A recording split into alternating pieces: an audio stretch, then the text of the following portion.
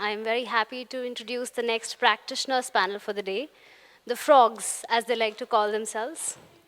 Markandeya, aka Mark, Shreyas, and Shrey. So they are user experience designers and design researchers from India who work for a design consultancy called Frog Design, hence the frogs. It's a company which has a history of 60 years with its origin story traced back to Black Forest here in Germany. Cumulatively, they share more than 2 decades of design practices among themselves.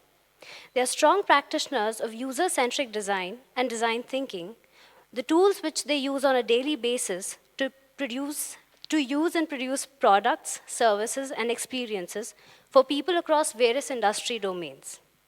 The topic of discussion today is Love 20 in 2075, through which they will share their framework of speculative design research through various interviews and user interviews to understand how they imagine love and use this to design what romantic love would look like 50 years from now, what people will experience, what they communicate, and how they interact, and how will be the places that are shaped through love that will look like. So, frogs, all right, the floor is all yours.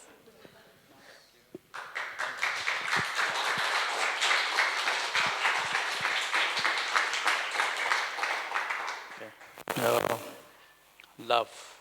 I think I don't think there is any better topic to discuss than this in this current world. And we being flown from other part of the world to this part just to speak about love is immensely pleasurable in front of this audience, and I would really thank I think the organizing committee, especially I think Shruti, Robert, um, for having us here. Um, as this topic, let me introduce myself and my friends and colleagues also. My name is Markandeya. I'm a design practitioner, and as Shruti mentioned, in Frog.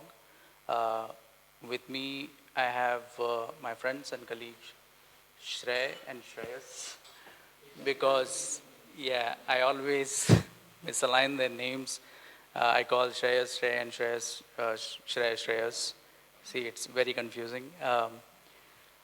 The way we work is a little bit different from the what we have seen so far in this conference.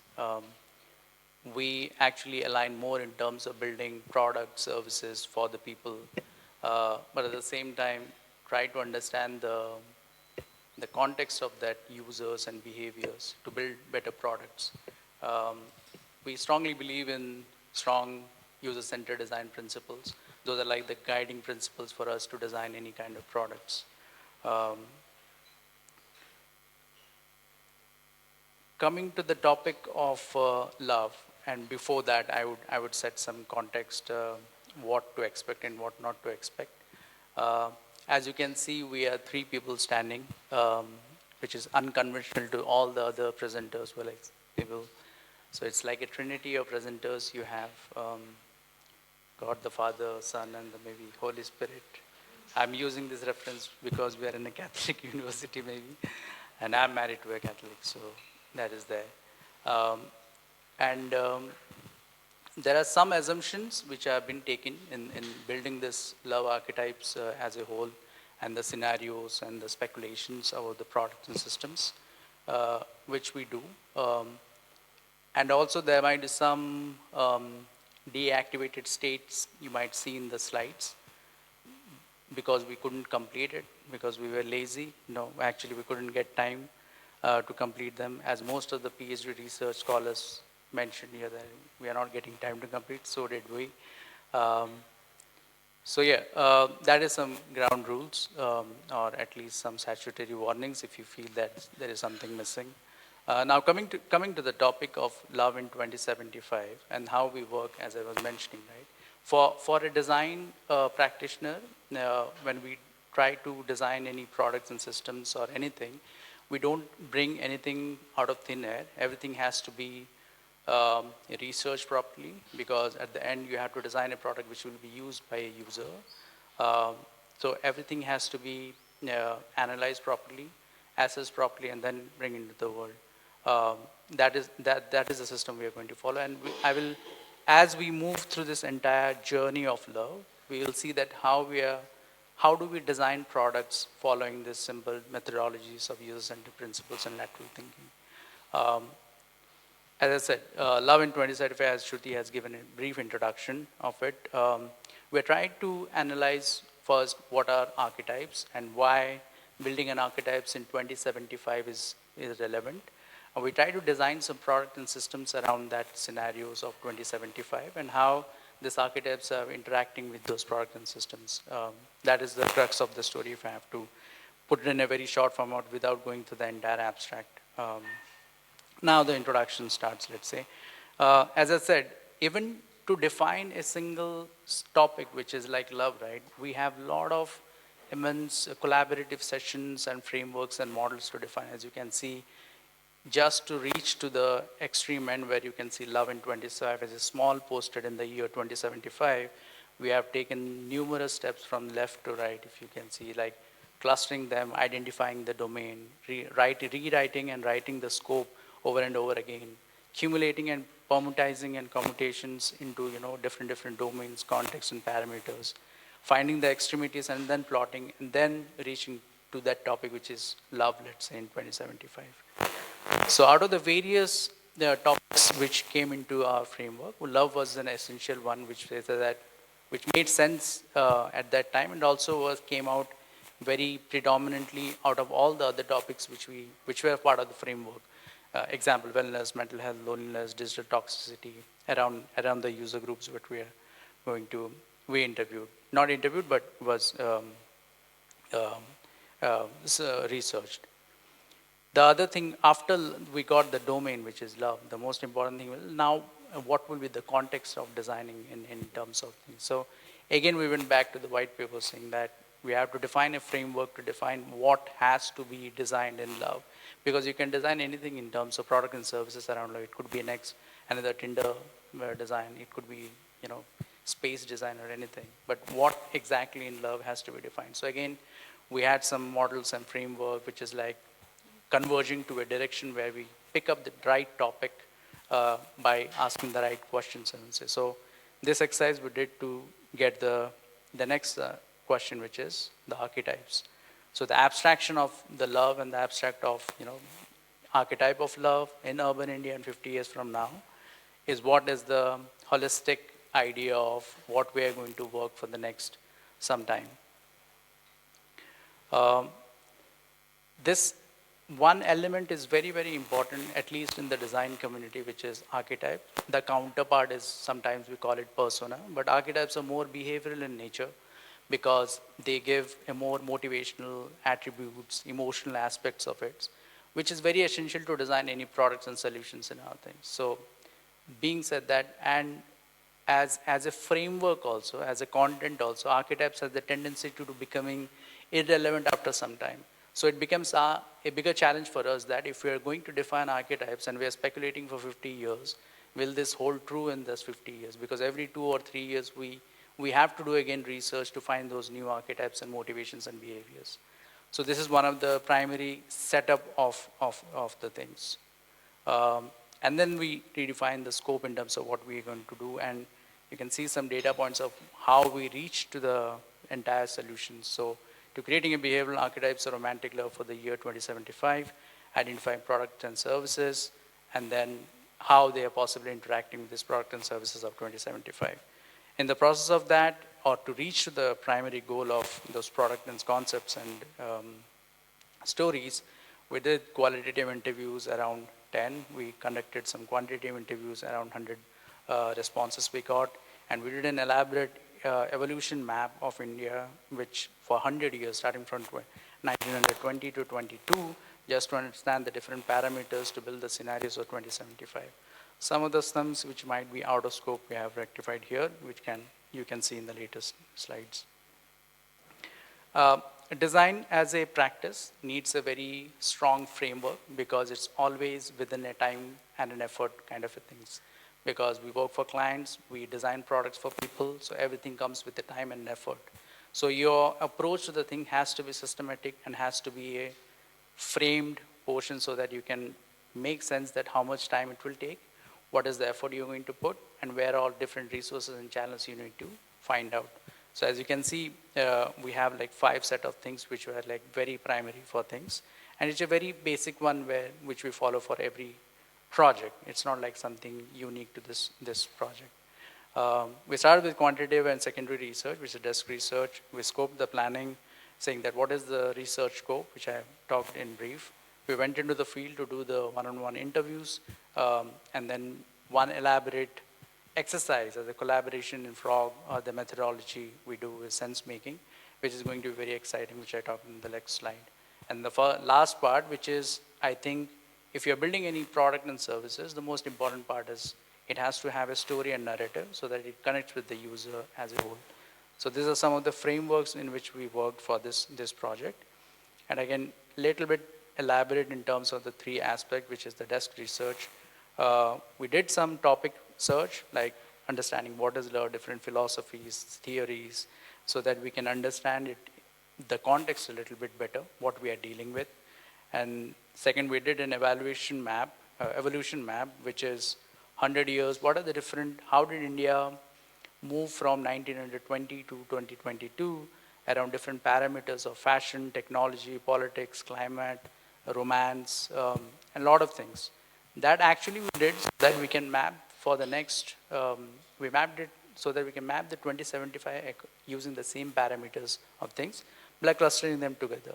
We also studied romantic movies of Bollywood for the last 50 years. And why? Because movies are a reflection of the society. So that became very predominantly very clear for us, and India is obsessed with Indian cinemas and movies. So that was the grade 1, as I was talking about. We have to, the next step would be to understand around the speculative framework and put the narrative in a hero's journey format, in a better storytelling format, which will come next. Quantitative is as a given, maybe we did 100 odd, we floated one response so that just to understand what kind of research and what kind of questions we can ask in the qualitative format before even dwelling into the qualitative research, because getting users is going to be difficult, especially because this kind of topic is very sensitive. People are not very open to talk about it. So we did a quantitative research with around Gen Zs and millennials, mostly around urban population of Mumbai, Bangalore, Hyderabad, mostly in remote. Online type form we searched, and we collaborated and did the synthesis to find out what people are saying about this topic. And then the synthesis gave the way in terms of how we should and what should be conducted in the qualitative research. Similarly, the next step was to go into qualitative research. We did around 10 one-on-one interviews, mostly I think remote. 1 or 2 were in person. Consent was taken from the application that nothing will be recorded and the names will be not be given. Even the coding was put such that we use user 4, 5, 6 rather than putting their names or video recordings or audio recordings to make them anonymous. And the activity and the user groups are very similar to the quantitative research. And then the process of identifying the entire thing in terms of planning, moderating, taking notes. If you can see in the left-hand side, it comes from the discussion guide, then doing daily one-pagers.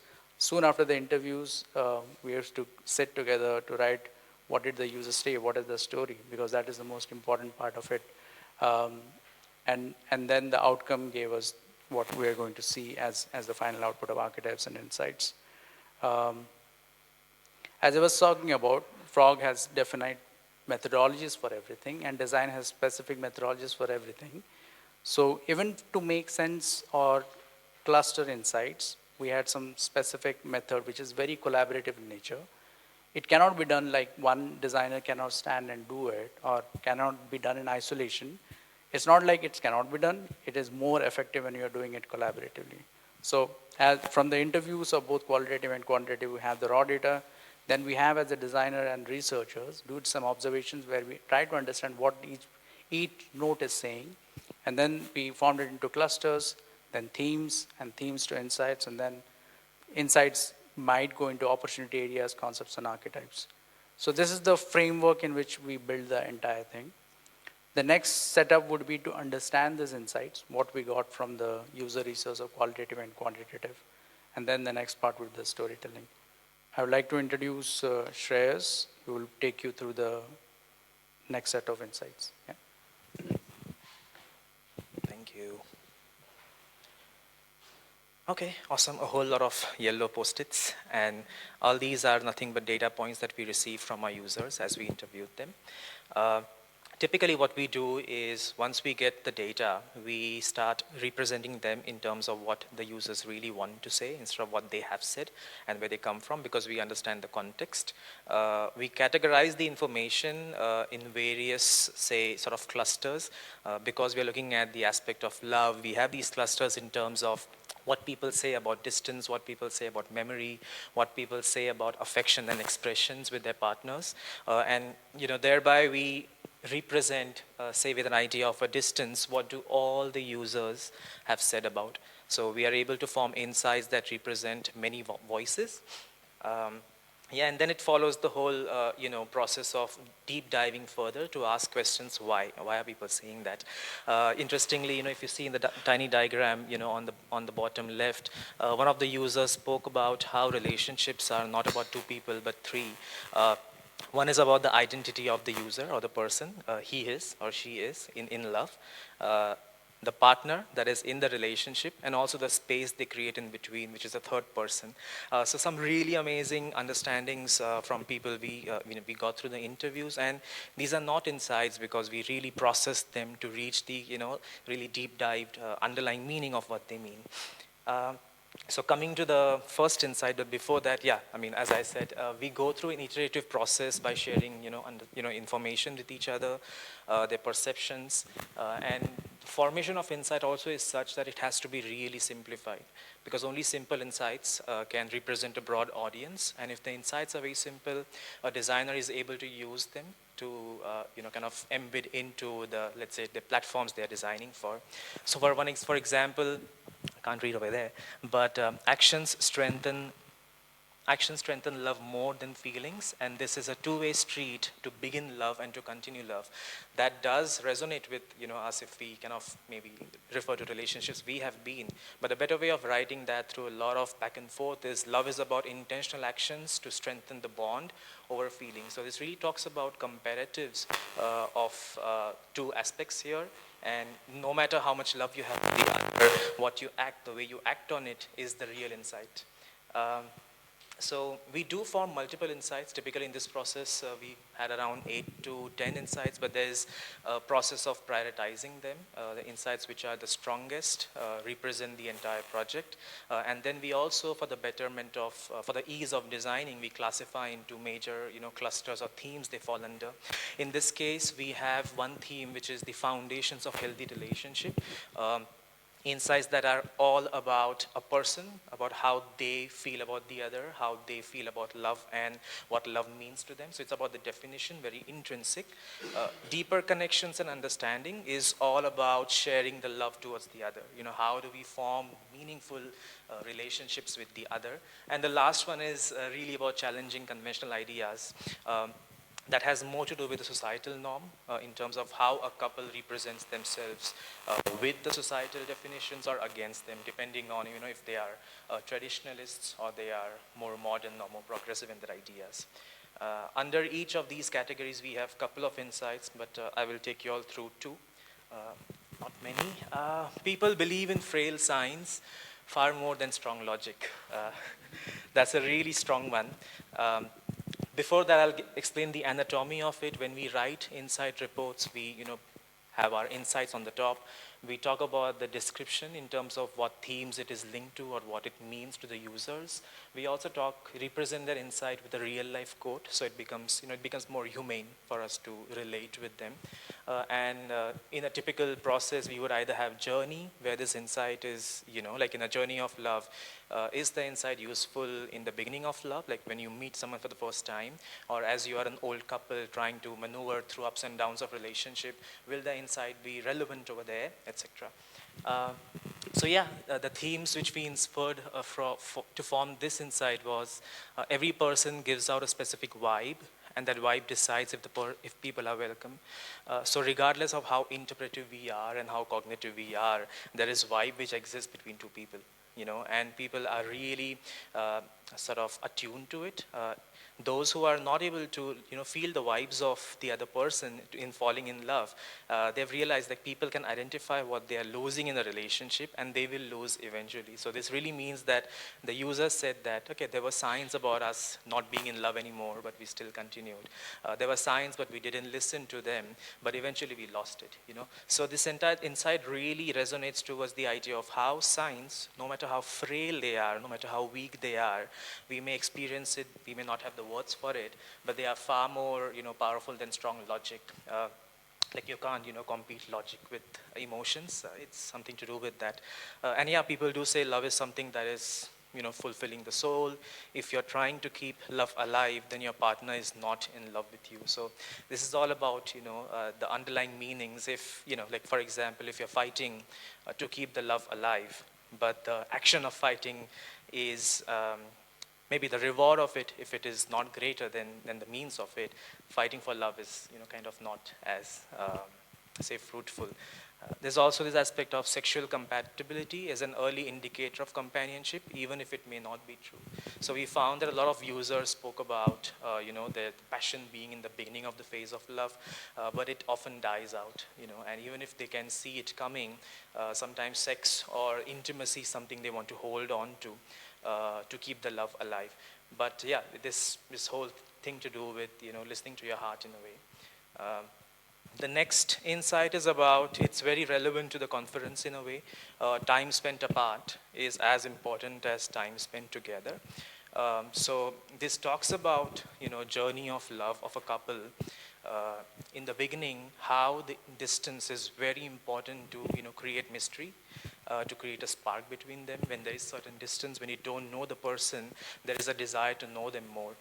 So this insight formation went through a journey of understanding in the beginning how distance plays a role. At first, there's a longing or desire to reconnect, which is triggered by distance. But once you're in a relationship, the distance is really important. The closeness is helpful for people to express the way they love other. And at the end, we also had some instances where we realized how people are talking about independence and freedom. So something to do with not being smothered around by their partner. So everyone wants to have their voice, to be heard or to have their own life. So this insight speaks about how in a successful relationship, it's very important to have closeness and, separateness in some kind of an alternative phase. People are interacting far less because of social media. We are ignoring, what's close to us. So it really opens the dimension of space or physicality or distance, not being, real, but you can be in the same house with your partner, but you're busy on your phone. And we realize how distance is also metaphorical in that sense for people. Every uncomfortable conversation happened over the phone for past 8 months. That was exciting. One of the users, participant 9, is for anonymity, spoke about how when there's adversity in a relationship, the distance really helps them confront each other. Instead of saying in person, hey, we need to talk, it becomes very easy to say it on the phone. And that's the way they are able to resolve, differences far better. So yeah, we have like a few more insights which resonate very strongly with our users. We won't go in detail on them, but yeah, a well-nurtured ecosystem nurtures lasting love. It's really about how a healthy society is essential for couples to, or people to feel the love. And it's a two-way street. And going ahead in this context of digital societies and, social media, living in metaverse, it's interesting to think about how, ecosystems are going to be redefined in the coming futures. Marriage is a set of rules, yeah. So that brings us to the segment of archetypes. As Mark introduced, archetypes or behavioral archetypes are nothing but patterns in which people perform or they act. So, their emotions, the attitudes, mental models, or how they, describe themselves in terms of their belief systems, they all summarize an archetype. And this is typically very different from personas. In research, typically a persona would involve, age, gender, demographics or geography, but archetypes are more broad in terms of definition because they represent many, and they represent the underlying qualities of a person. Interestingly, in Frog, we use non-realistic images to represent because that kind of broadens the scope of relating with these archetypes, and you'll see that in the coming slides by Shrey. Process of defining behavioral archetypes. So, yeah, I mean, from the research, like Mark mentioned, we do a step called one-pagers or daily debrief. This is where after every interview, we do have recording of the data, but you know, if you're doing interviews in person, there's a lot that we can understand from the vibe of the person, from their body language, if they're looking at you, if they're not looking at you, or the kind of environment they are in, or simple things like, you know, hesitation in answering. So these little nuances are documented on, say, one-pagers, which help us really dive deep into the mindset of people. They are nothing but all data points, you know, on the left. Please ignore the text is not updated, but we sort of draw the behavioral attributes, qualities of people. We then define what are the similar qualities which can be plonked into some kind of extremities, you know, so positive, negative, or let's say modern, traditional, you know, for that matter. And then we plot the archetypes to understand which segment, you know, they strongly relate or, you know, sort of fall under. In this research, we are trying to push the boundaries. Instead of putting people in their buckets, we want to understand if they fall into a spectrum of extremities. And, you know, love being such a sensitive topic and it's so complex, it depends on where in phase of love you are. You know, your archetype sometimes can evolve. So we are trying to really understand if people can, you know, be multiple personalities, you know, in some ways. So from our research, we found like there are 8 dimensions of love, and each dimension has 2 nuances, so like 16 nuances. This comes from all the interviews and, you know, answers. So first one is acceptance, like how people accept each other. There are archetypes, so there are people who are very judgmental and they, you know, approach a date with a checklist, like this is what I want from my partner, versus somebody who's more open to giving people time so they can understand them, you know, unfold slowly. Versus, you know, people who are more pragmatic or, you know, emotional, needless to say. Vision is an interesting aspect because this really talks about how, you know, relationships are seen by people. So a lot of them are very future-centered, you know, so they want to, say, build a stable relationship, they want to have a healthy family, they want to have shared goals and grow together, versus there are, you know, freebies who are in the moment, you know, I don't plan, I want to live my life today. And so we found these to be the extremities of all the attitudes of all the research done so far. And then we have plugged them, you know, into the extremities that relate with each other. So this is typically a 4-quadrant system which we follow, and we define what the extremities mean.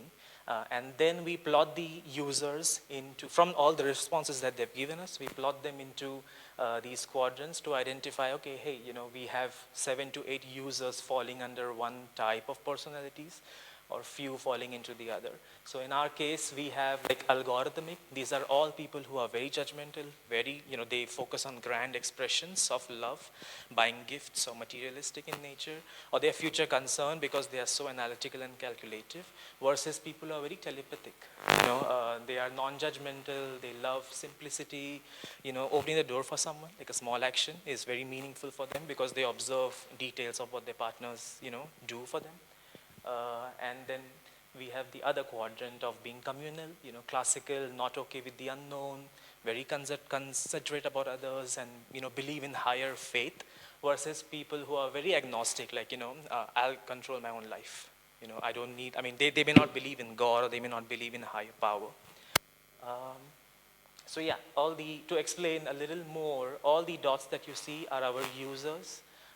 People who are in the center of a circle are pure archetypes. They resonate only with 2 extremities, but there are some who deviate, you know, on the left and the right, and we try to define, you know, how archetypes can be fluid in nature through this research. So we have the 4 names. We have the algorithmic explorer, you know, people who evoke a sense of exploration and discovery.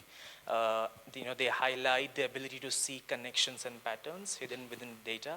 On the other hand, we have intuitive nomads, people who are travelers. They have ability to sense others, but they still want to lead their own life, and in the bottom quadrant, we have people who seek fulfillment with deep emotions, connections, values, versus people who are, they have the ability to blend tradition with, say, innovative mindset, Um, Yep, and then we have also kind of defined these archetypes through visuals, because that way you can kind of create a relationship with them, and not to go with the tiny elemental values which you see, but the vibe that they give, because they really represent what an archetype means or what a persona means, personality means, and these represent all our users. Yep, so for the sake of the conference, we also dive deep into understanding, if a particular archetype is more, let's say, gravitating towards which of the quadrants. So somebody can be, say, 60% communal, 10% algorithmic, and let's say 30% individual. So this is the kind of plotting which we have done to really arrive at understanding our users. And one example which we are going to show to you is the future ancestor. This particular archetype is taken forward to sort of project our realities or speculations of what the future could be, and how this archetype will explore love and experience love in the future. Yeah, so these are their qualities. So how they define love, they're very deep rooted in structures. So love is about serious commitment built on faith, tradition, sense of responsibility. They're very calculative. Because for them, it's all about finding the right partner. They may not have the patience to, give the wiggle room. Attitude towards the other is devotion. So that doesn't make them, bad people. I mean, one thing which we understand, and we are very conscious while designing archetypes, is they are not good and bad. They have a different worldview, or they have a different, lens of operating. So somebody who's calculative is just perhaps, trying to do good for himself and their family. Devotion to loyalty is how they approach their partners, fiercely committed, and they expect the same in return. And their love is conditional, and kind of it goes with the calculative nature, so they may feel, their affection may be based on their partner's fulfillment of expectations and upholding their values. They also have a very interesting way of how they approach relationships, in terms of, let's say, marriage and family are central. Now, because this is a particular archetype that values calculation, at the same time values family and has classical belief systems, it's really about making everybody happy, and familial traditions and values are part of their love definition.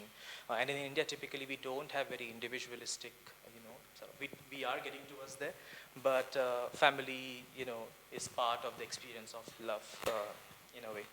What triggers the archetype is also very essential from design standpoint, is what you do or what we do in designing and what we should avoid, So definitely if you're designing for users who fall under this archetype, internal growth and changing values can trigger them, because they really love patterns, they really love projections and control. Disrespect of traditions or constant uncertainty or chaos in a relationship would be very uncomfortable for them. So say if we are designing applications, platforms like new Tinder, how can those platforms cater to an archetype like this? So this is what we typically do in Frog, to imagine like an end-to-end solution from research till execution. Yeah, and that's about it. And if Shrey will take over and speak about the journey of love and some of the opportunities that we have come together. Thanks, Shreyas. It's just a difference of one letter between him and me. Okay, I know it's a dense topic. It's been 2 days. I can see people are getting sleepy. I promise we'll be over soon. Not really, but just negotiate with me a little bit. So we spoke about archetypes. We spoke about insights. Later on, we'll love to show you the rest of the insights because they're actually quite fascinating. And as we track all the insights and we understand and start creating this spectrum of users and archetypes, we also started asking every user, what has their journey of love been? Tell us your love story. And they told us their love story. And they were all sorts of love stories. And honestly, in a sensitive research like this, It almost made us cry in some moments because there were some really intense, passionate ones. I remember there's this one user whose wife got really sick, and most people would probably not survive a relationship like that. But considering how conservative, but at the same time, a beautifully staunch believer in his beliefs of what makes a relationship special, he essentially would do everything for himself and his wife and not complain for even 1 second, because he says, this is sacred and this is by God and this is divine. So that's my purpose here. And we've had the exact opposite also, which is like a woman I remember who's pretty young, who is constantly keeps mentioning that I don't need love, I don't need companionship, and I don't need any of these things. I just want to have adventures. At the same time, constantly contradicting herself by talking about the actions she takes are constantly seeking love and companionship. So we had all ranges of stories that we found. And in the end, what we did is plotted that to find if there's any sort of assimilated understanding of what an average journey of love is. Now, I understand whenever we say this, a lot of people can be like, love is individual and experience like that. Don't turn that into an average story. We are designers who work in commercial settings. We believe in using data sets to assimilate things. We can find patterns through that, and even then unique experiences can be created for each individual person.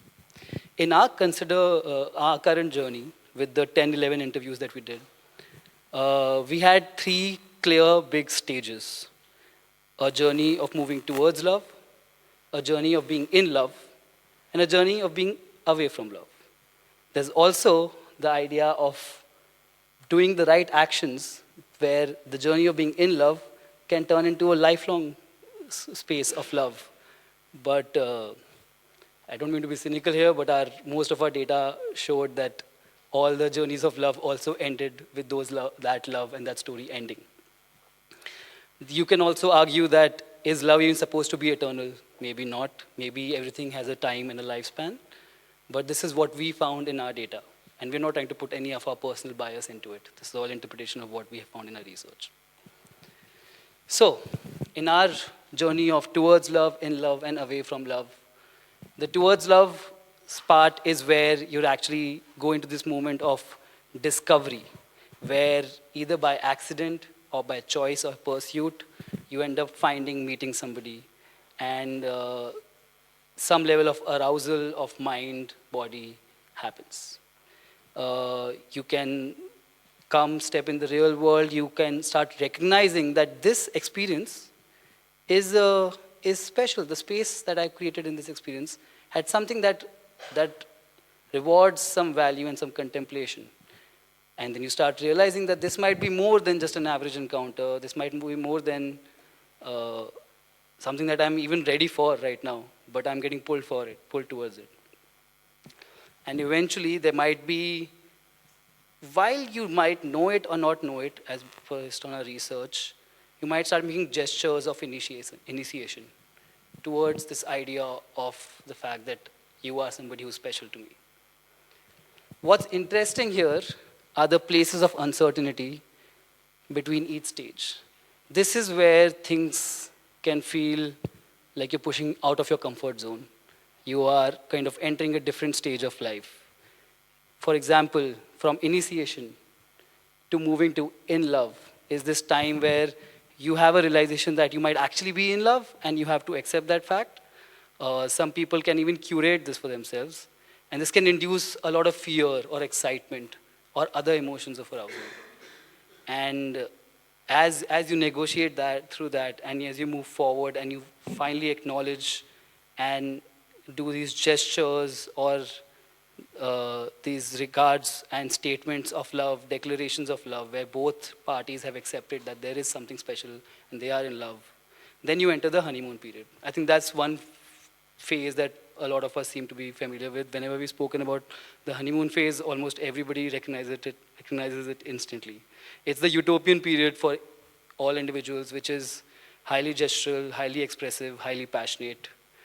And as you move forward from that, you start establishing a foundation. The honeymoon period is ideal. Your partner cannot do anything wrong. But you move out of that. And then is when a negotiation of establishing what is the foundation of a relationship starts happening. From there, you start understanding what are the actions you can do. You start making commitments. The commitments get stronger. You get into the committed stage. And then you're almost at this place where you both are team players. And you're willing to die for each other, or you're willing to do actions that can put you at risk, but you want to prevent or see the growth of your partner. The steps can sometimes go forward and backward in different phases. However, this was the general pattern we noticed. Now this phase, what happens interestingly is, from being in love, you will have another step or another change. Maybe one of the people have grown, one of the partners have grown, a situation has changed. Your needs have changed, the context has changed. And then there's another place of uncertainty. And this is where kind of how your actions determine whether you go away from love, or you can establish that cycle of rediscovering what in love means again. When it's about going away from love, those changes start breaking that idea of teamwork, breaking that idea of the foundations you had built. And you start having these annoyance or irritations, but you tolerate them. So you're in the phase of toleration, where hesitation and unhappiness is there, but there's a committed relationship, and there's no acceptance of the fact that there are those hesitations. You're just accepting them and moving on with them. Then you can come to a period of saturation. As you enter this period of saturation, the sort of feeling of misery, and it's very interesting when we are by ourselves, we don't get annoyed by this misery so much, but how when we are with somebody and we are not satisfied with it, the feeling of misery can be a lot more stronger. And that misery kind of pushes you to act with this irritation, and you're stepping away from love more and more. And that could eventually lead to separation. And as we move from separation, another place of uncertainty arises, which is almost a new form of self-actualization, defining who you are all over again. But however, if people choose to, they can try to make it work, but in that case, the cycle goes all over back to rediscovering, finding the foundation again, establishing the commitment again. So if it's a longer relationship, it's a cycle of being in love, away from love, in love, away from love. There is a back and forth negotiation, because it's a team exercise in the end. So that was the journey of love that we found. This journey is relevant because as we create products and services, we establish a user's general day in life or a month, how they approach their life. And with the insights, we also see which insight for which archetype is relevant for which part of the journey. Because you can't design products for everything all over. You won't be able to get to anything. So we have to start narrowing and funneling these things down. With this journey done and understood, I would like to pause and just tell you that this is the point at which our research currently is now. This is where we stand. However, for the purpose of this conference, we wanted to actually show you our entire process, because we thought it would be interesting for you to see how we go from end to end. So the next part is going to be a little rushed from our side, but we've tried to attempt to go all over till the very end, so that we can get some feedback from you about what you guys think about this process. So now that we know the journey, it's time to start thinking about certain opportunity areas that come from our insights and archetypes. How do we do that? We use an innovation framework. We are talking about 2075. We don't know what's going to happen in 2075, but we can start making some smart guesses. That's where innovation framework really helps. It talks about these quadrants of disruptive technologies, new architectural setup of what is possible in that world, what is incrementally changing, and what is radically changing. This allows us this idea of what is feasible during the time of 2075. That, along with the insights and the archetypes that we just saw, allows us to build certain opportunity areas. These opportunity areas, it's a process of writing, synthesizing, rewriting, iterating. And in this case, what we have are at least 7 opportunity areas that we can show you that were very clearly coming out. One is to enable humans to read, understand, and utilize non-tangible signs of true love correctly. How do you get closer to your feelings, and how do you spot those intangible signs, whether they are to find the love or they are to be away from love? Identify broken links of ecosystems and rebuild them to empower love between individuals. Identify challenges and opportunities around proximity. I feel like for placemaking and space making, this becomes a very interesting area of how proximity and the rituals in places of your love impact the story of your love, story of your love. You can also enable, we could potentially think about enabling individuals to build strong identities in themselves that are based on merit rather than based on gender roles, because one of our insight actually talks about gender roles and how that impacts the relationship massively. Build pathways in future to make people emotionally stronger as individuals themselves, and then to be able to make their partnership stronger. Define rules of interactions, engagement, and separation to help them have that conversation much better. And build technologies to help evaluate relationship better for the sustenance of the relationship. This made us feel like we were just therapists at this point doing marriage counseling, but it at the same time helped define all of these use cases that we could work on. So let's pick one that we're going to go forward with. How might we enable humans to read, understand, and utilize non-tangible signs of true love correctly? You can see that this opportunity area works well for one of our archetypes, the future ancestor.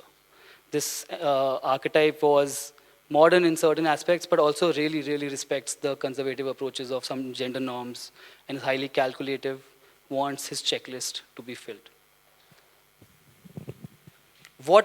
How might we enable humans to read, understand, and utilize non-tangible signs of true love correctly is essentially trying to get a sense of what your intuition is. And we start talking about how can we make people understand their signs, which feel whimsical, but it's difficult for our users to understand those signs clearly. How can we help them remove the ambiguity from it?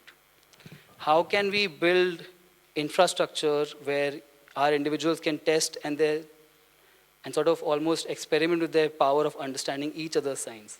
Am I able to understand your language of love? Am I able to understand your actions and interactions? And can we almost help get you closer to what your intuition feels like? In the words of a very famous Indian comedian and a person who's constantly in existential crisis, Kanan Gill, vibe is very important. Vibe check should happen. So this opportunity area is almost about vibe is very important. So now what you see is a very empty slide, because this is the stage where what we do is we take one opportunity area and then we start writing down all the concepts that we could potentially create for that particular opportunity area across different parts of the journey. And here what you can see is we've got the first section, which is going towards love. That's where we have created certain concepts. I think it's not that easy to read, but I can start listing some of them down. Vibe matching filters, which go beyond traditional filters, which is one concept seed. The second is the first meeting variables, where biofeedback can give you physiological, emotional, and confidence matrices about how do you actually feel about this entire interaction. Again, we are talking about future ancestor. Future ancestor is very analytical, has a checklist, not very in touch with their own emotions, not sure exactly how they're feeling. So for them, it might be relevant to know that can somebody just validate whether I like this person or not. The third concept seed is something that I actually also liked a lot, which is the concept of free fall, a bungee jump, sort of cleanse, like how we do cleanse for guts and all those detoxifications nowadays, an emotional cleanse to clean your vibe so that you're ready for a relationship. The fourth is almost a gym for your gut, which is like training you to get actually closer to your own intuitions. If you're not somebody who understands your own mind and body very well, don't understand how you respond and what preferences you have, can we help you to just get closer to your intuition? Whereas the second one is about, don't train me, just tell me. Whereas the fourth one is, don't tell me, train me. And the fifth one is a jigsaw puzzle to train people to be more in touch with your gut, but from a slightly different approach of breaking it down through testing and iteration. Whereas the fourth one is more of therapy, the fifth one is more of experimentation and exercise.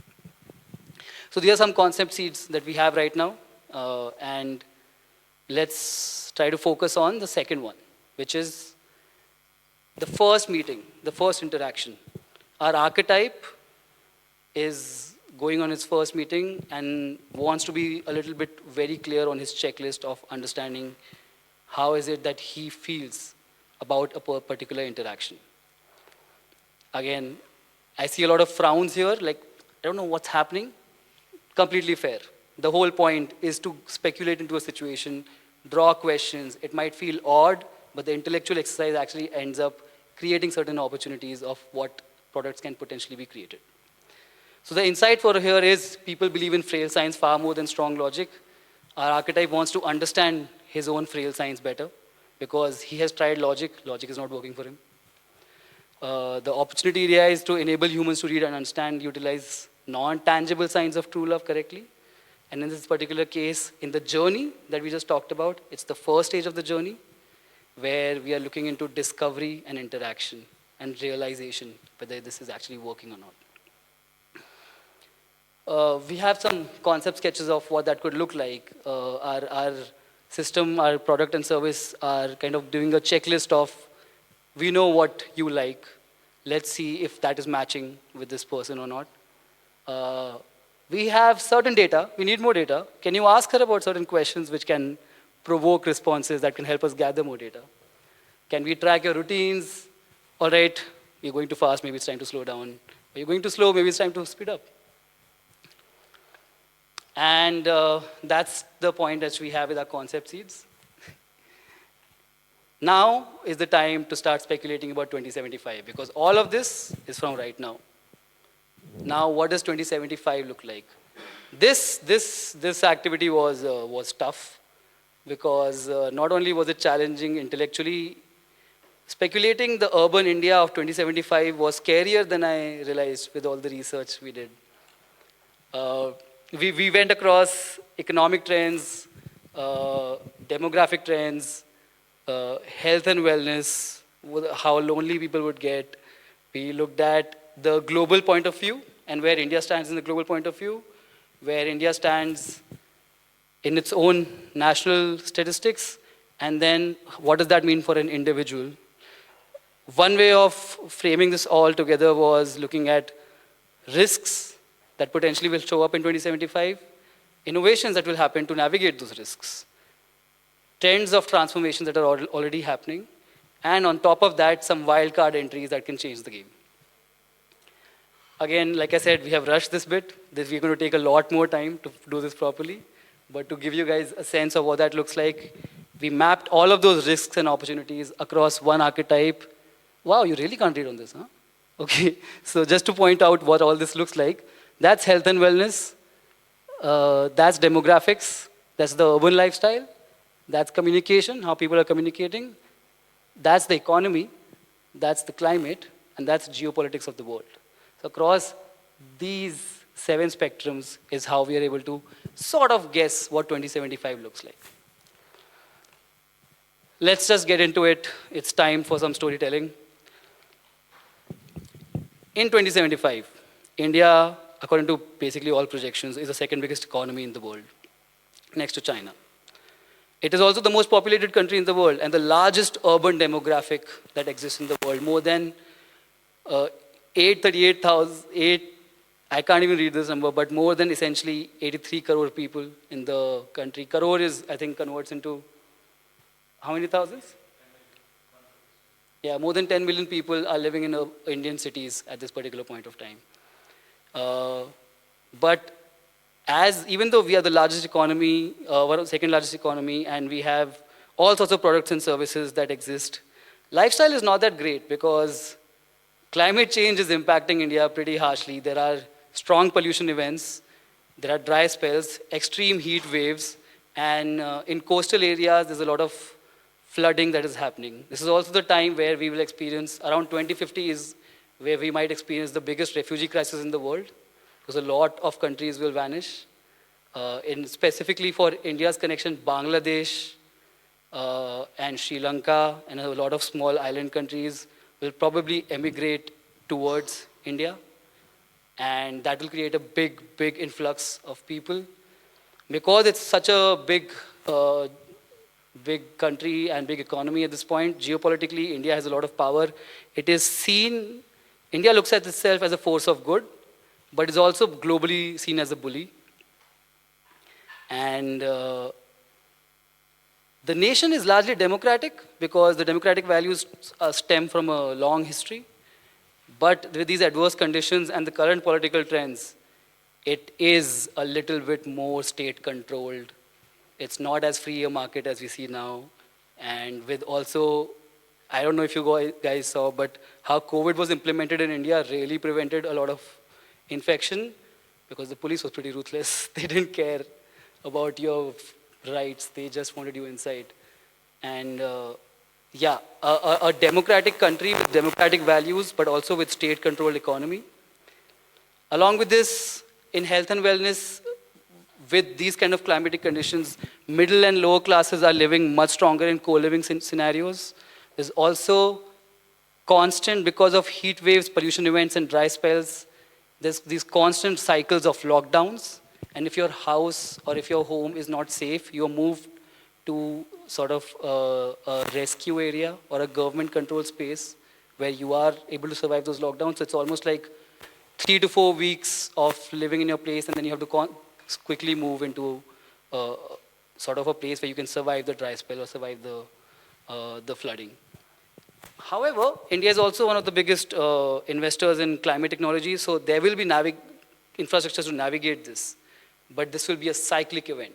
What we experience right now as a one-off will be something we'll be used to more regularly. In this context, we have Kabir, our archetype.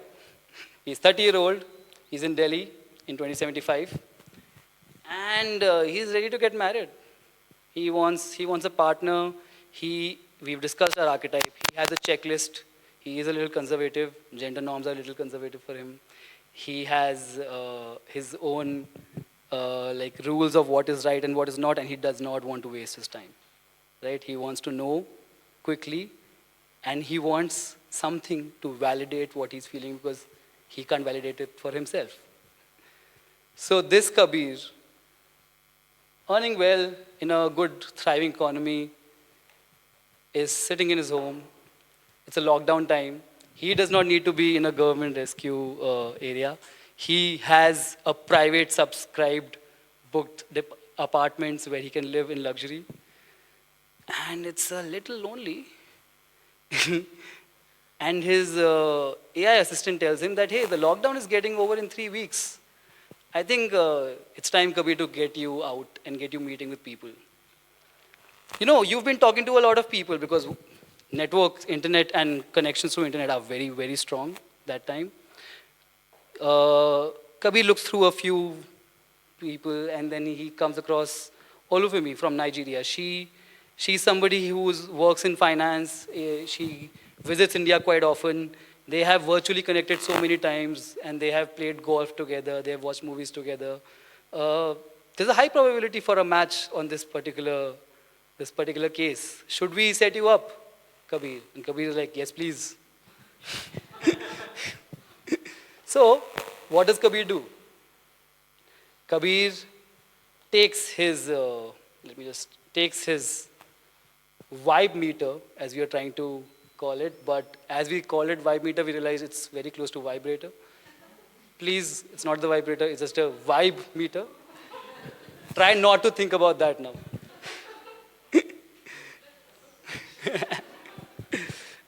Somebody's looking for something else.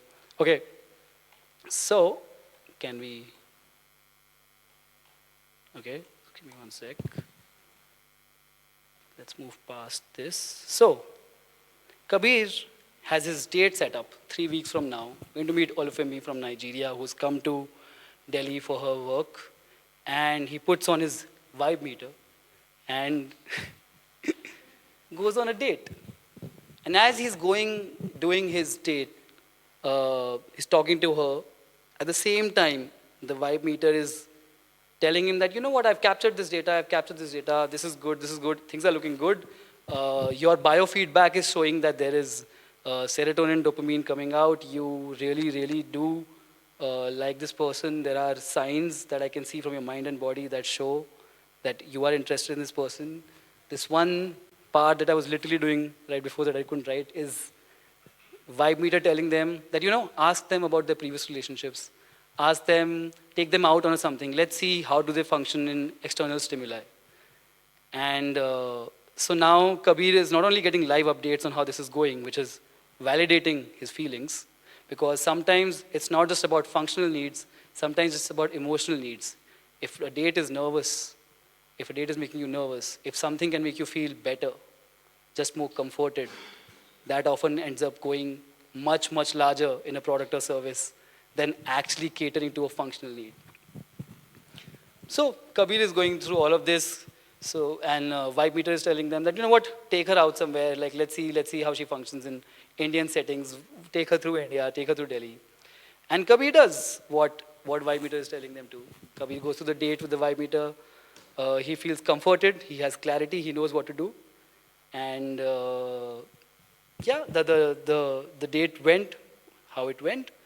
And when it's over, Kabir comes back, has sort of a retrospective with his AI, integrating Vibe Meter's data and saying that, okay, my mind and body is saying that all for me is vibing with me. Vibe is good, vibe is good. And since he doesn't want to waste time, he wants to set up more dates, and he wants to consider her for marriage. He knows that even though he does not know himself that well, this system, this service is understanding his mind and body enough that has validated his decision. And we don't need to be Indians to know that when it comes to marriage, when it comes to relationship, we all seek validation. So if a product or service can offer validation, that can be powerful.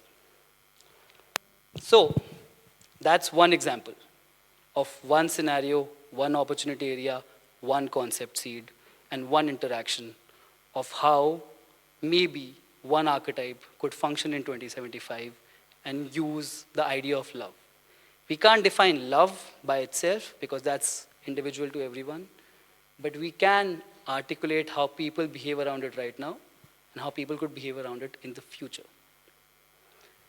Is this product something that should be made? That's not something we're discussing here. What we are saying is, if it's a need of a user, it will be catered to by somebody in the commercial industry. That was the presentation. I know it was dense, but I'm glad that some of you are not dozing off anymore. Super happy about that. So what's next for us? We have to obviously go back. We have to obviously go back and look at our opportunity areas, craft them a bit better, look at our how might we's, make a more extensive list of what those concept seeds could look like. That will turn into a lot of products and service ideas around this whole idea of love and what people need and what we can cater to. At the same time, in our speculative framework that I showed you about how we predicted 2075, that was one scenario, aggregated pretty fast. But what needs to happen is what we call the cone of possibilities, which will create at least 5 to 6 big scenarios that are broken down, and then there are possible futures, probable futures, plausible futures. And that's when this conversation almost comes down to the point of preferred futures. Like, can we potentially nudge our world where it should go? But for that, we need to evaluate all of them. And once all of that is done, that is when we come down to creating a holistic narrative of what 2075 looks like and what are the interactions of love across different archetypes in 2075. What we showed you is one example. What we are going to do eventually is make a much, much larger narrative which will have multiple stories and multiple products and services inside it. It's been lovely to see how everybody's been talking about research. We are not academic researchers, but what we can bring to you here is that when we talk about clustering behavior patterns, archetypes become very useful. And when you put those archetypes in storytelling, good narratives, and when you turn those narratives by generating genuine stimuli, you end up creating, in connection to Imaginaries, this engagement with what could potentially be. And that can advocate, that can create conversations that can help us advocate for a certain future, or, if needed be, prevent other potential futures. Thank you so much.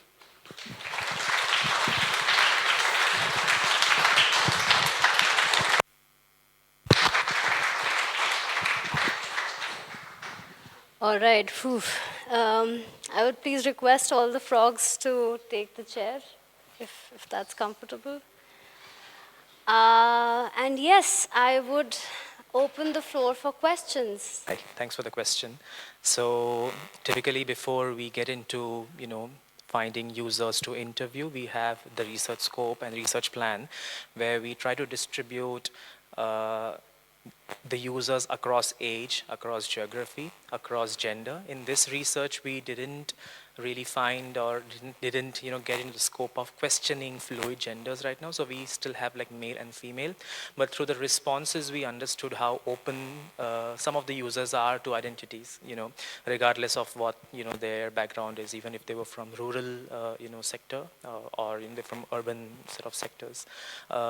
Taking the scope further, it will be awesome to consider this idea of fluidity because it's coming up in conversation very often. But yeah, that's where we are at in terms of defining them. Oh, we had an equal distribution. yeah, we try to. Difficult to find everybody who's willing to talk about this. It was a matter of access. This is also not a client project. This is a passion project. So we were like scraping our time to find people to talk to. But at the same time, I think we found an equal distribution across of men and women from 25 to 35 across Bangalore, Mumbai, Hyderabad, and Hyderabad. Goa. Yeah, across these three urban cities. And I think there were a couple from there too.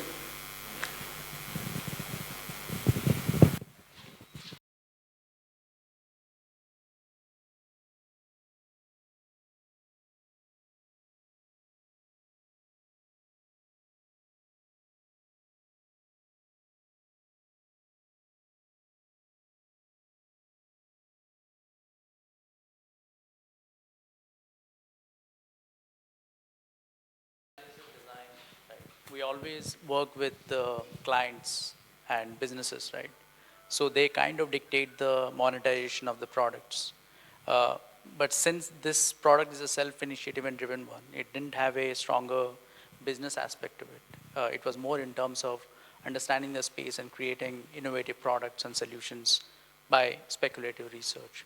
But I think if it had been a business aspect of it, every part of the journey which was shown, right, will be scoped out in certain ways that you want to monetize that in terms of products.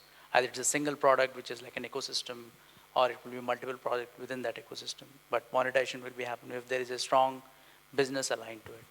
And on top of that, while speculating 2075, I'm okay, it's fine. While speculating 2075, we also saw a lot of relevance of data, but also data rules and ethics being coming into play. Europe is leading the front on data privacy and data ethics. That plays a bigger role. However, at this stage of our research, we have not mapped all of that. So making claims around that would be very difficult, but that is the plan. Yeah.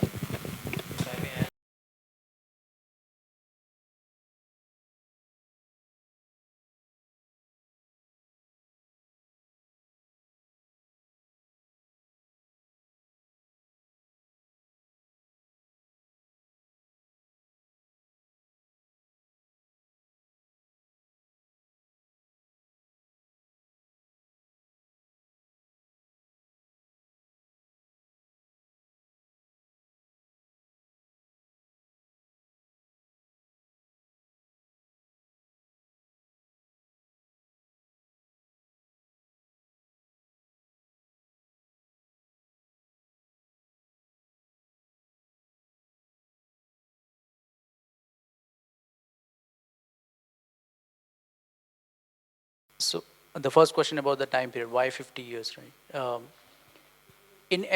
Most of our projects, we do with the clients, when they come up with a problem, we do a exercise with them just to understand their vision for the next 3 years or 5 years, because we are going to build a product which might take at least 1 year or 2 years to build properly. Designing is one thing, but developing the product, which is mostly if it is like digital products, it will take at least 2 years to come into the market. So we normally use a technique which is like forecasting with the current state of what the company is, with the technology that is, what are the things which are in trends, and that forecasting we do to design products which can be designed and developed within that 5 years, and that is the success criteria. So for that company as a vision, why we chose, because it's a very speculative one. The speculative at least gives you a range of understanding that to far-fetch your concepts and ideas to a next level degree. And why we chose that area is like, we wanted to interview 20-21 years of age group to start with, and till millennials, which is 35, who at least has gone through some amount of love in their life. It's not like below that they don't go, but we have access to those kind of user groups which we can interview. And probably one of the intention was that these people will be alive in the next 50 years or 60 years, especially the things too. At least if you want to do a next set of interviews in the mid-level or something like, that was the intention of, the time period and the focus. There's another aspect of this intellectual exercise of taking the archetypes, which he said has a lifespan, and seeing if we can make more sustainable archetypes. Is there an underlying idea of behaviors being more consistent?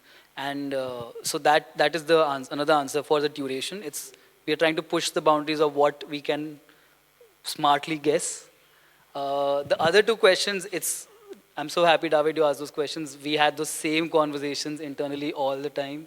This whole idea of individuality and also the trend. But to answer your second question, which is the trend of romance ideologically and sociologically and where it's going to, I believe, David, that trend will dictate the average population's behavior, but there will always be outliers, right?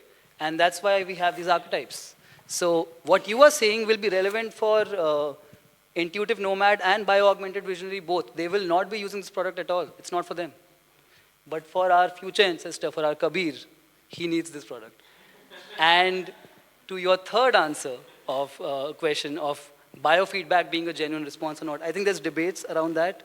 The idea of the mind, body, and soul is a very interesting one, of where the separation happens. But in a very functional perspective, I can offer you this almost agnostic reply. It doesn't matter if the mind, body, and soul are separated together and which one influences love. If people seek validation, and if somebody can give them data that can approximate a validation, if you know that it will take you 20 minutes from here to reach there because of Google Maps, when you actually take the journey, it will not take you 20 minutes, right?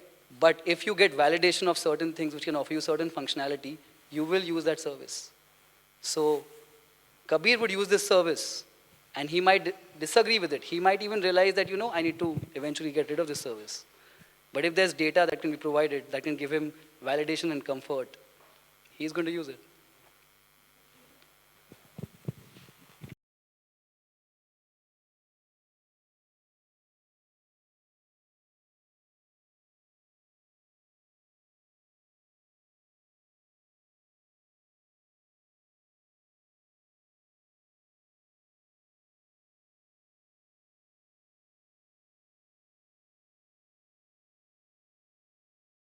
Thank you so much for that question. I think the whole idea of this conference is being successful right now with practitioners and academic researchers coming together when you say, what is happening? So what is happening here is that why do we do speculative research? When companies do speculative research, I think it started with oil and gas companies trying to speculate, because oil and gas companies knew climate change was happening 200 years before anybody else knew. And they were prepared. And they were prepared in a very different way. They were not prepared to make the change. They were prepared to make sure how far they can make money out of it, right? But also, speculative research helps us creating a North Star. That's why when we spoke about the very end of the slide, which was what are the future steps, there's a speculative framework over here. This is not, it's going to take its time. So there's a speculative framework which talks about possible, probable, and plausible scenarios, and then the idea of preferred scenarios, preferred futures. The idea of speculative research is to understand that if the trends look like this, and if we are able to look at it from a commercial perspective, from a user behavior perspective, almost from a perspective of manipulating user needs to make money, you can predict the horrors that you can potentially see. You can also predict the potential ways to navigate that. And that North Star, it's easier to sort of rally people into that movement and that direction if you have something to see. So it allows engagement of conversation, just like you and I are having, just like David mentioned. These things start popping up because of this intellectual exercise. That's essentially the purpose. But for a commercial company, it might be to protect themselves from potential issues that they can survive from, where countries are supposed to go through, or worlds are supposed to go through massive changes.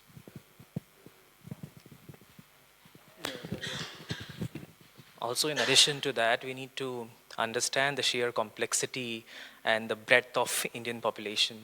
2,000 over languages and dialects. It changes every 100 meters. What people say, how they say, and why they say is so different that for any company to launch an application or a product and make it successful, they really need to be able to relate to a massive, diverse mass. So one of the core, intent of the research also was to dive deep into, forming these fluid archetypes, which are not just like 4 types in the entire population. So that's like one way of, pushing the boundaries of how such research can be speculative. Yes, of course, towards the future, but like Mark said, to be, more ready in the near, say context, and also do justice to the diversity of people we have. So yeah, and it was very difficult for us. Sorry. So in one of the interviews, I remember, I speak Marathi, I'm a Maharashtrian, and the person was also Maharashtrian. But, we are doing the interview in English, but what they say is exactly what I understand what they say, because I know the cultural context and, the Marathi language behind it. But if somebody else was interviewing who was a non-Maharashtrian, he or she would probably misinterpret that data. So this is the level of the resolution we need to work at, and that's one of the, reasons we took this up as an archetype, centered.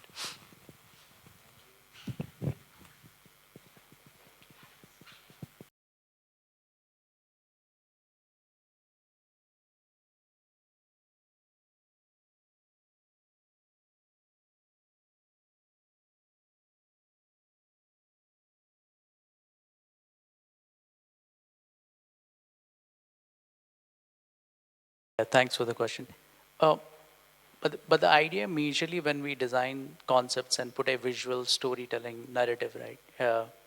It has some tendency of being false if it is not actually based on, let's say, strong research. Like academics, we understand it has to be absolutely done through a lot of processes to reach to a point where we know that this is true, right? But it's not true for product and services, because majorly when businesses want to launch products, they want to launch products in the most minimal viable product kind of a situation and build it and put it in the ecosystem and see how it is navigating through it, and then see that how, and then after they have launched that, then you can do a second research on terms of how the product is navigating the ecosystem and how people are interacting with that. When you capture that, that storytelling and narrative will be the exact one. But when you are building it, there is this tendency that it might be a little bit of, off when you are putting that. But that doesn't hamper the business aspect of it, because it's still a strong narrative when they're selling the product.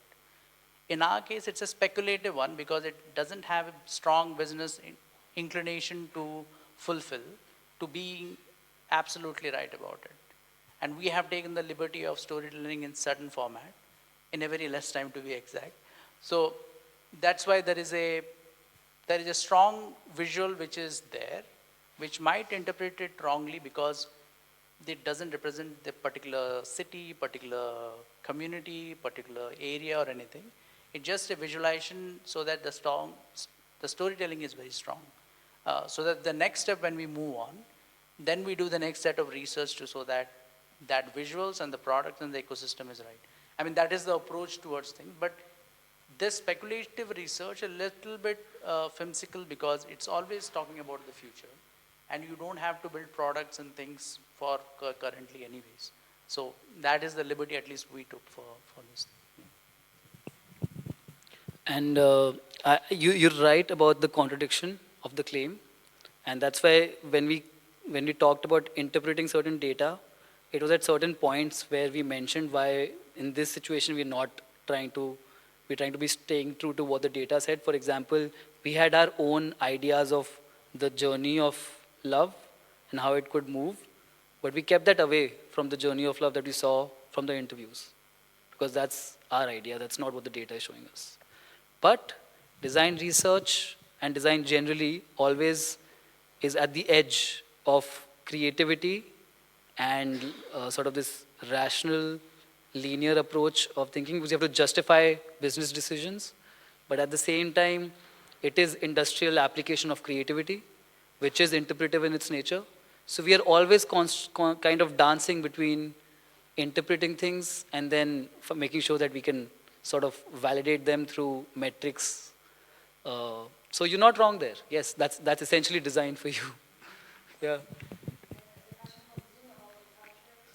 I think, I don't know, we might stay away from speculative research for some time just because of how extensive this has been, but if we can get access to, this is like we said, this is a passion project. We stayed after client work on the days there was less work or late hours to do this. As you saw the photos, our studio was filled with the walls of Post-its. Even the interns would sometimes come and help us with some of this stuff. So yeah, I think if we can do it in different contexts, in different cultures, even on different topics, it would be very fascinating to do, for sure.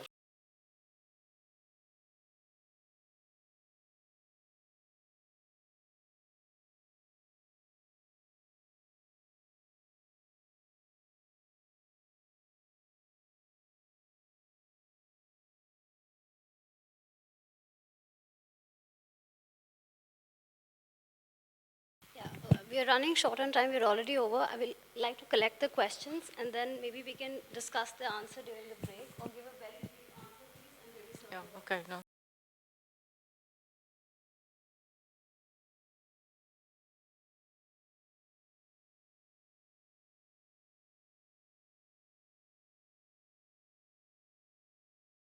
So yeah, we do have time, and no, we do have time. Sorry about that.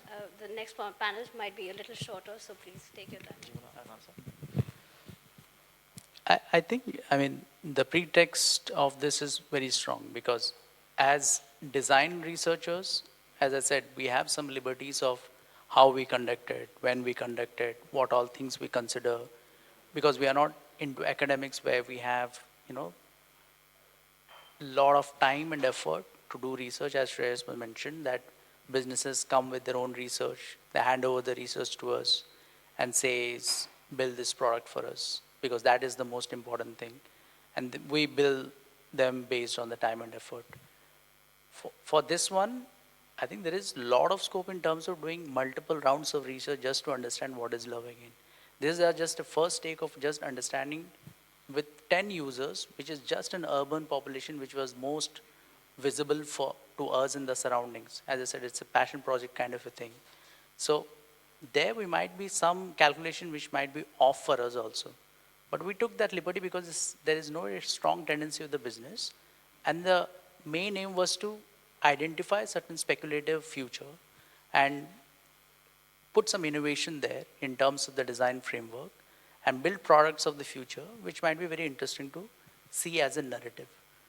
But all the question in terms of doing a strong research with more inclusivity in the group, how we are moderating, the journey of love, as you mentioned, that it changes every year, very might be true. And we have to do this multiple research to just find out if it is true or not. And we have to do it. We don't know if we'll be continuing to do this project or not because of other reasons, but very true. I think as I said, the business cycle, the product life cycle is that we do a research or we get research, understand it, analyze it, build products, and then do a research testing. And so it's an iterative cycle And the goal is to design that product which is going to build business. So the goal is not to identify people and things. It is important for the users or the designers to understand user, because then we can put in emotions, put more attributes which are more inclined to, so that people are accepting their products. But in order to reach to the level you're asking, you have to do like multiple, and I have not seen, in at least in our thing, that one company has done multiple researches just to get the core of it and then design the product. That would be a lot of waste of time and effort for the businesses, and that they don't want it. So there is a give and take for that. Yeah. Is it right? Yeah. Always have opinions. Uh, yes, it must be irritating to see three men sitting and watching and talking about love. Like, let me just say, it's also equally irritating to be questioned that three men cannot understand the idea of love. Um what I can tell you is we had equal distribution of uh, our users that we researched, the people we interviewed, and also during Insight Generation. Although we are the three who were championing this research, it was part of a studio. The idea of choosing the topic love does not come from the three of us. It comes from the whole studio and the conversations about post-COVID, loneliness, digital toxicity, and what's happening around that. So this topic also is not, it's a studio's, where the studio was almost like having interactions and conversations, and through multiple frameworks, we came down to this particular topic. Even during Insight Generation, I mean, we had many, many women who were sitting with us in the studio, watching us doing this, giving their opinions. We were writing them down, we were listening, because for a topic like this, we needed as much validation and feedback as we could. And so insights were discussed and argued consistently.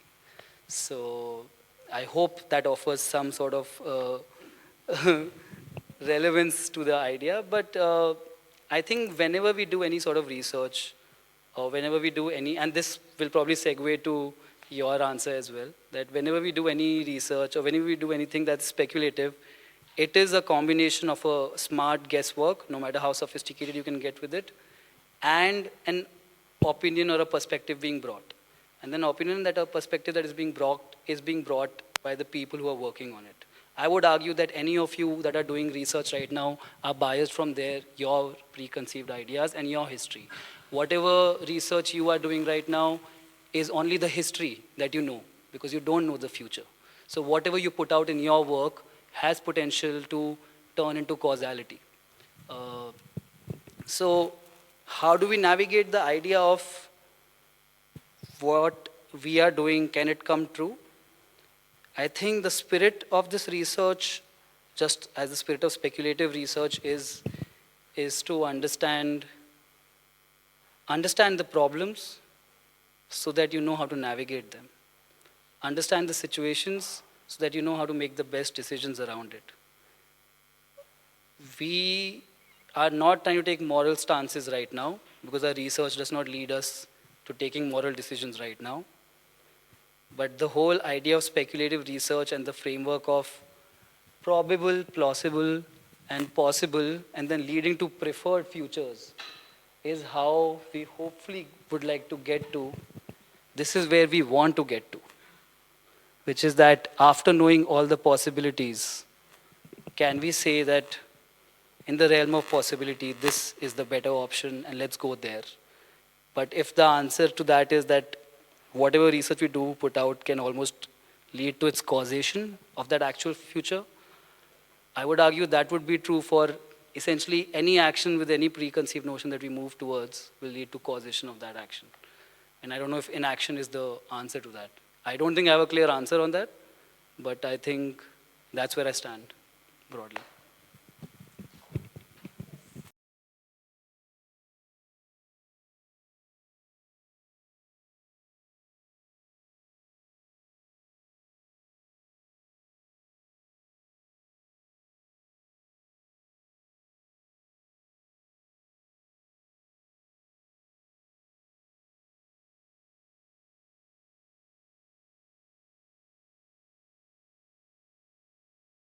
Just to add to that, I think I've done architecture, I've been an architect, and having worked in the industry, it was very interesting to see how architects felt that they were the designers of the city.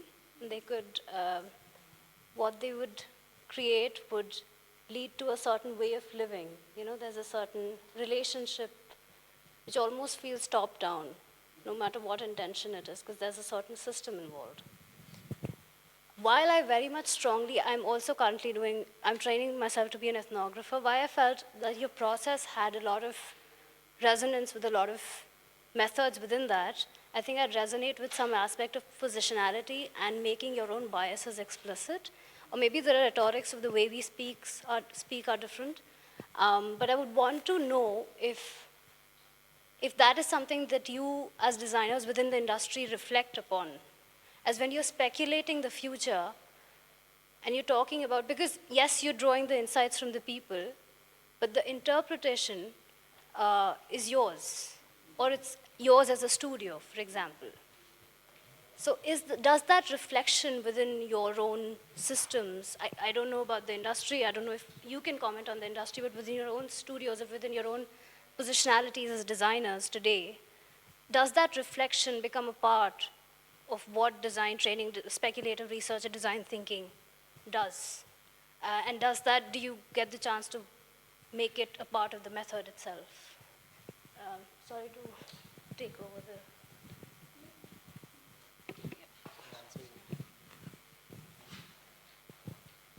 I think again, there is I would say, it's a very clear distinction between the academic research versus the business aspect of the researchers.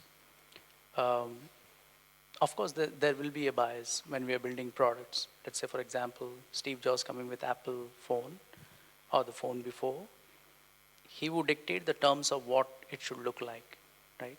He doesn't have to go to the user, or he doesn't have to think about if somebody is blind, how would he operate when you remove the entire keys and you have just one menu button, right?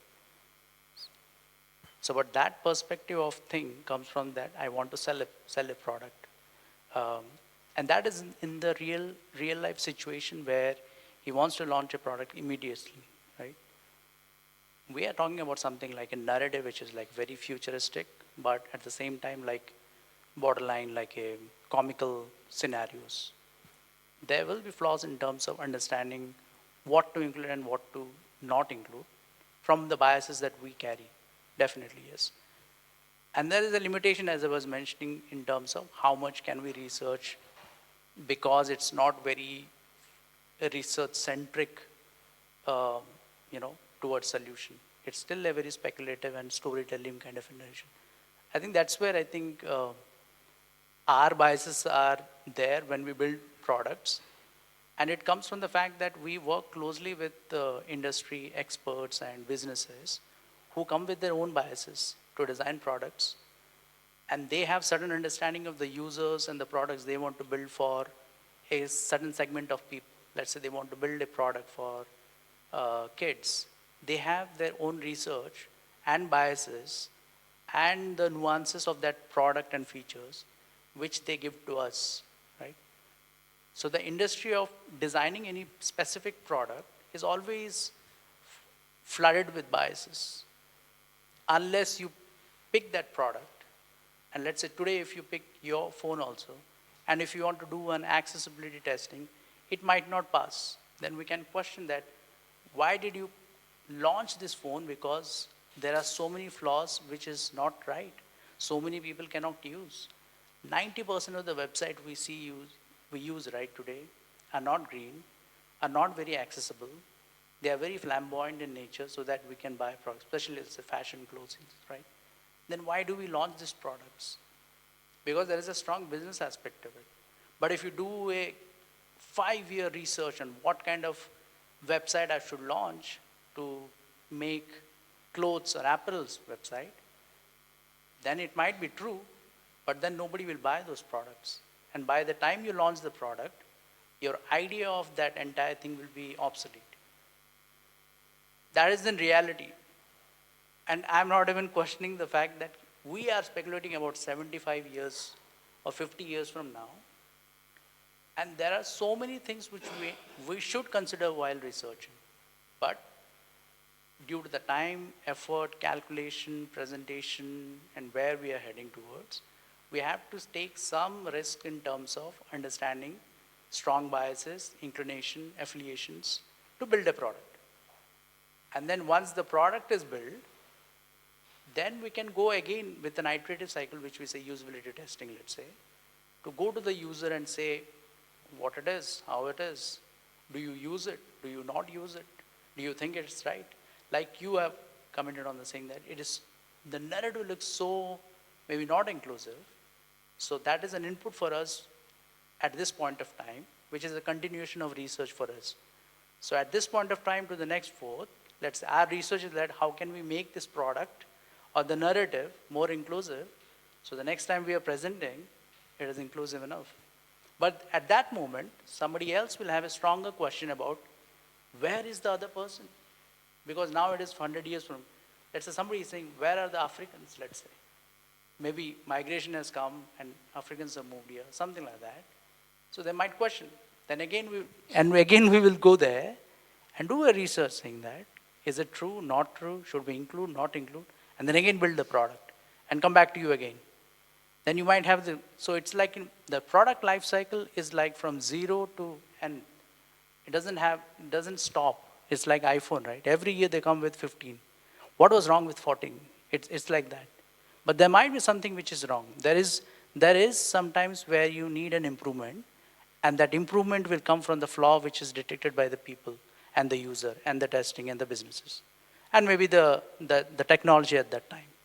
I think this is the life cycle which we follow. Our narrative might be loosely based on that. But if we have to be accurate enough, we have to do further more research.